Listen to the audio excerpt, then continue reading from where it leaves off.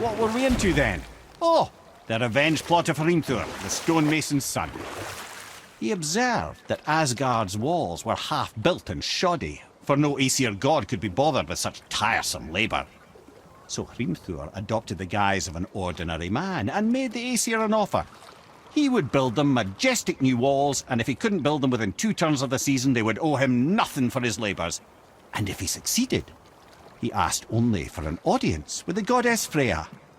Odin agreed, knowing the task was impossible, but intrigued by this stranger. Hrimthur made short work of it, of course. He had the benefit of his father's training and the aid of a magical stallion for fetching stones. Odin was not happy to find himself on the losing end of the wager, but he seemed to uphold his end of the bargain. Freya was sent to meet the mason, and to her surprise, he wanted only to whisper something in her ear. That being done, he made his way out of Asgard, and when he found Thor awaiting him at the gates of Midgard, he knew he had been double-crossed. But he didn't care, because his plan was complete. It was?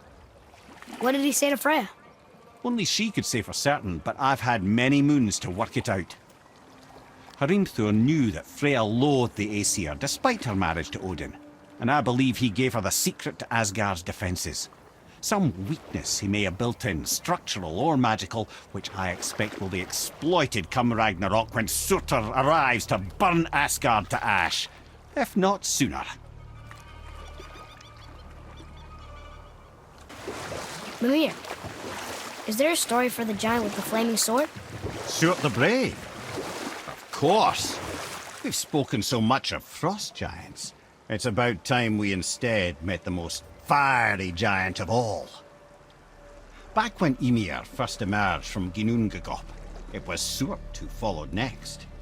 He came from Muspelheim, the fire realm, bringing heat to the young cosmos, conjuring the sun from his primordial flame. But let's come back to that flaming sword, shall we? Surt the Brave forged his sword of flame for one purpose alone: to burn down Asgard when Ragnarok comes at last. His destiny is to fall at the hands of Thor and Odin, but in so doing, strike the blow that leaves their realm in ash and ruin. And from that destruction, the world can be born anew. Until then, alone he waits in Muspelheim, never sleeping, ever honing his fiery blade. Brave, generous Surt, who knows he lives but to his doom.